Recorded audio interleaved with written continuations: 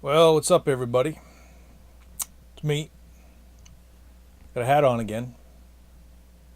Not like I needed to tell you, but I thought I'd point it out. Second time I made a video with a hat on. Maybe it's significant. Maybe it's not. Maybe I just try to forego cleaning up myself at all. Since I had so many things to do today, I decided to skip the cleaning of myself. I'm, you know what I am? Do I have to tell you? Look at me. Some of you have already commented about how I look. Thank you. Thank you.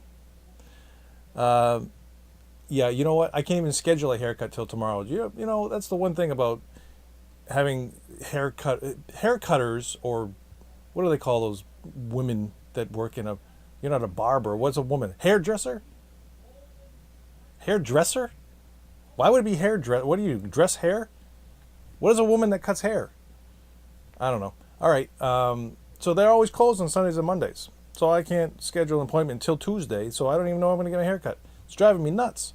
I think the hat's there just to kind of help keep it out of my face. Anyway, I didn't make a video yesterday because I had a tiny window to do it in. And I decided that I was going to not do that and try to do something else and rest a little bit, which didn't really happen. It's been a crazy freaking weekend, let me tell you right now. Crazy.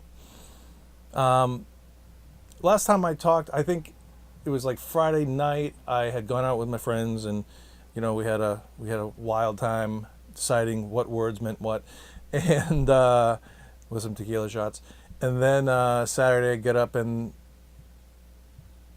I don't remember Saturday well. I do remember that at some point I did get up, and I got some stuff done, I'm sure. I think I was working on the magazine stuff because I put stuff up online. I can't remember what it was, but it probably was in that time area. And then I drove up to North Conway, had my rehearsal, and saw the show up there, Burn This, which was a very good show, by the way. Very good show. I was kind of impressed by the script. I hadn't heard about it or seen it. And the writing is clever, it's witty, it's biting.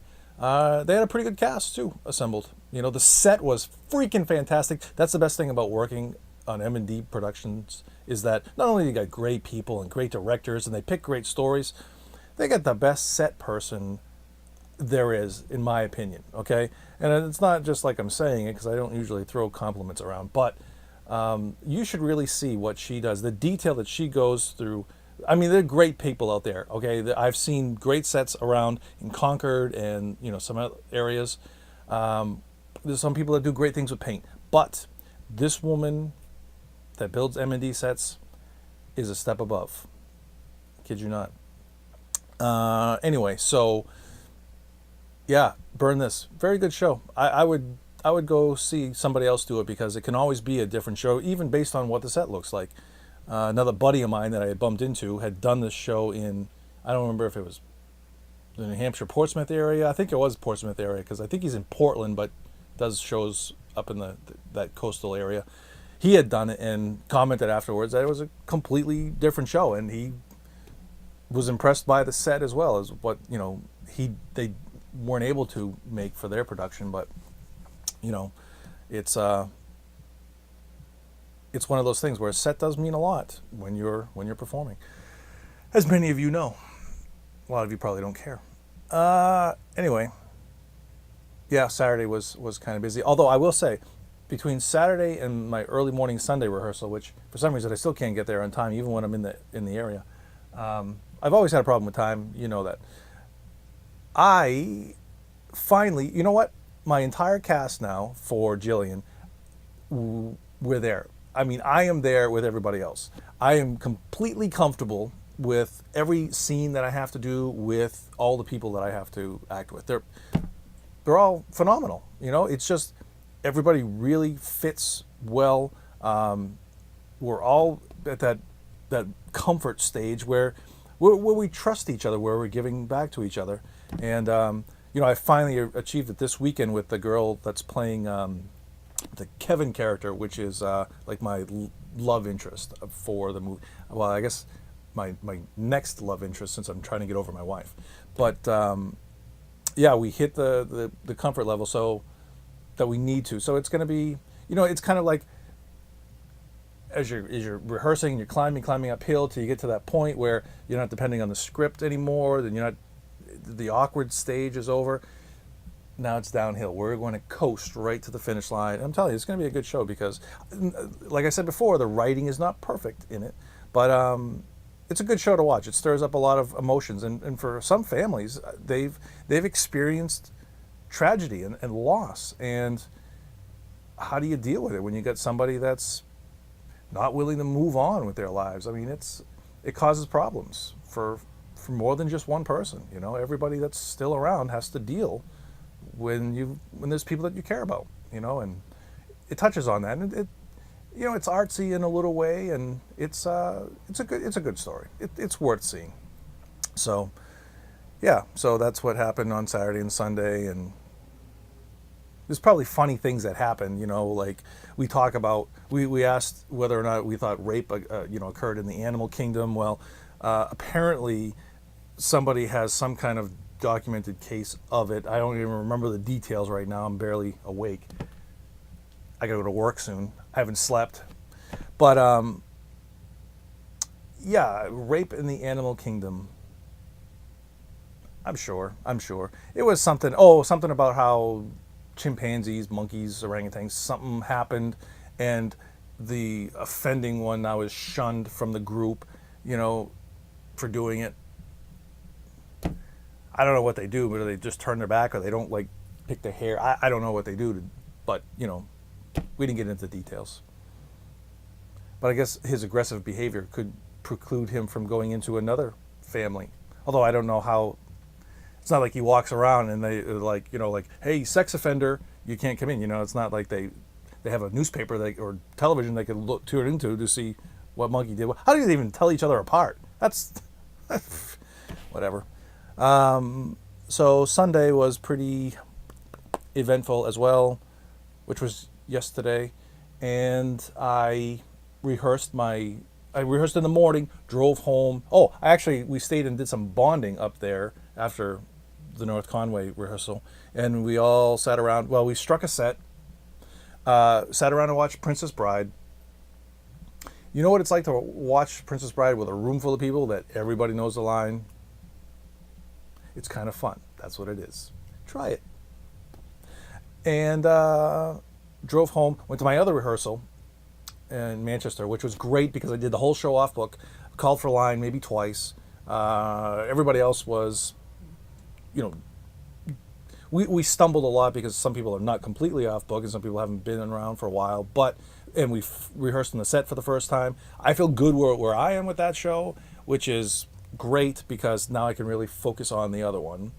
And because in 2 weeks, I'm going to be kind of like in tech, which means that, I'm going to be able to perform both shows at the same time, because I can't, while I'm in tech week for one, obviously I'm going to miss tech week for the other one, because we're performing, after my show finishes on a Sunday here in Manchester, I perform in front of a live audience, the other one, 2 days later. So it's going to be crazy. Anyway, you don't really care. Last night I went out with all my work friends again. My boy, had his birthday. It's today, but we went out yesterday to TGI Fridays in Danvers. I really hate Route 1. I hate Route 1 because if you get it on the wrong place, you've got to drive 20 miles to be able to turn around and go the other way. Fucking Route 1 sucks. All right? Come on. You got to make some... Oh, and I blinked for a second, right, and I missed one turnoff, so I had to drive another 10 to find the place I was going. To go around to come back the other way. Pissed me off. Anyway, it was fun. It was fun hanging out. TGI Fridays. Had a good time. Talked about a lot more fun things. And right now, I wish that I could remember these things, because I should probably jot them down right away, because when I'm tired and I haven't eaten, like this thing up here, kind of like, well, it's not like this. It's kind of like mush. You know, if you ever saw oatmeal or cream corn even. That's what my brain kind of looks like. Although, how the hell would I know? I never really looked inside. All this is not very interesting, is it? This one's going on kind of long. So, I'm going to wrap it up. I've got, well, I got to go to work soon. You know what the worst part is? Like, I got up this morning, it's Monday, and I didn't sleep all day, and now I got to go to work all night. So it's going to be close to 24 hours again. I'm going to have a hard time staying awake at work. Going to have a hard time. Come home, hopefully early, sleep a lot, and get up for my other rehearsal. That'll be my life. Just a little while longer, and as soon as these 2 shows are done, man, I'm sleeping. I'm scheduling like a weekend to sleep. That's what I'm doing. I am feeling like a zombie. And that's why I mentioned brains, because zombies eat brains. That is the dietary choice for zombies. Do you think they just don't know any other food? How do you get a taste for brains? You know what I mean? Like, do they watch Hannibal Lecter movies and they're like, hey, that looks good? I don't know. I don't know where it came from, but I'm not hungry for brains. Not at all. That'll be the end of this session. So to everyone out there, if you're feeling like a zombie, stay away.